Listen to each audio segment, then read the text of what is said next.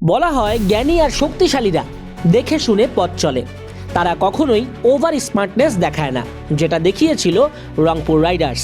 আজ তারা কোথায় আর বরিশাল কোথায়? বরিশালের লঞ্চকে ধাক্কা দিয়ে নাকি উড়িয়ে দিবে রংপুর রাইডার্স, এমন কত শত ট্রোল করেছিল ওরা।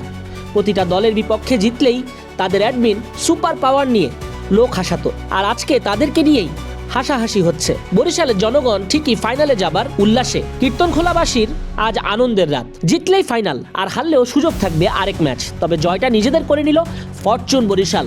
তামিম ইকবালের নেতৃত্বে ব্যাক টু ব্যাক ফাইনালে বরিশাল শিবির। আর চিটাগং কিংসকে খেলতে হবে 5 তারিখে দ্বিতীয় কোয়ালিফায়ার। চিটাগংকে 9 উইকেটে হারিয়ে টানা দ্বিতীয়বার ফাইনালে উঠল তামিম ইকবালের দল বরিশাল। মিরপুর শেরেবাংলা জাতীয় ক্রিকেট স্টেডিয়ামে প্রথম কোয়ালিফায়ারে টস হেরে ব্যাট করতে নেমে 9 উইকেটে 149 রান করে চিটাগং কিংস। জবাবে ব্যাট করতে নেমে 17.2 ওভারেই 9 উইকেট হাতে রেখে জয় তুলে নেয় গতবারের চ্যাম্পিয়ন বরিশাল। 150 রানের লক্ষ্যে ব্যাট করতে নেমে ম্যাচের লাগাম শুরু থেকে ধরে রেখেছিল বরিশাল। দেখে শুনে শুরু করেন দুই ওপেনার তামিম ও তাহিদ হৃদয়। পাওয়ার প্লেতে কোনো উইকেট না হারিয়ে করেন 40 রান। তবে তাদের জুটি ভাঙে 55 রানের মাথায় 29 রান করে তামিম সাজঘরে ফিরলে। এরপর হৃদয় ও দাউদ মালান দলকে নিয়ে যান জয়ের বন্দরে। মালান একটু দেখে শুনে শুরুতে খেলেন, যাতে আস্কিং রান রেটের চাপটা কমে। তবে হৃদয় আস্তে আস্তে নিজের গতি বাড়ান। 56 বলে অপরাজিত 82 রান করেন হৃদয়। মালান অপরাজিত থাকেন 34 রানে, আর তাতেই ফাইনাল নিশ্চিত হয়ে যায় তামিম ইকবালের বরিশালে। এর আগে টস হেরে ব্যাটিংয়ে নেমে শুরুটা প্রত্যাশা মতো করতে পারেনি মোহাম্মদ মিঠুনের দল। ওপেনার খাজা নাফে ফেরেন 4 রান করে।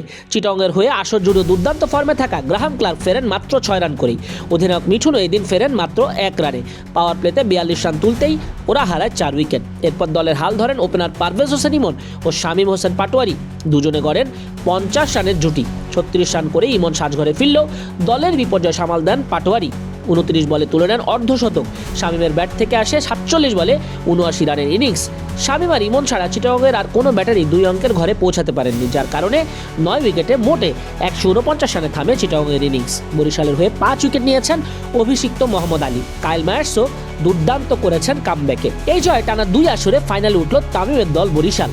আর ম্যাচ হেরে চিটাগংকে খেলতে হবে এলিমিনেটরে জেতা দল খুলনা টাইগার্সের বিপক্ষে দ্বিতীয় কোয়ালিফায়ার। 7 তারিখ মেগা ফাইনালে কে হয় বরিশালের সঙ্গী, সেটা দেখার অপেক্ষায় এখন সবাই।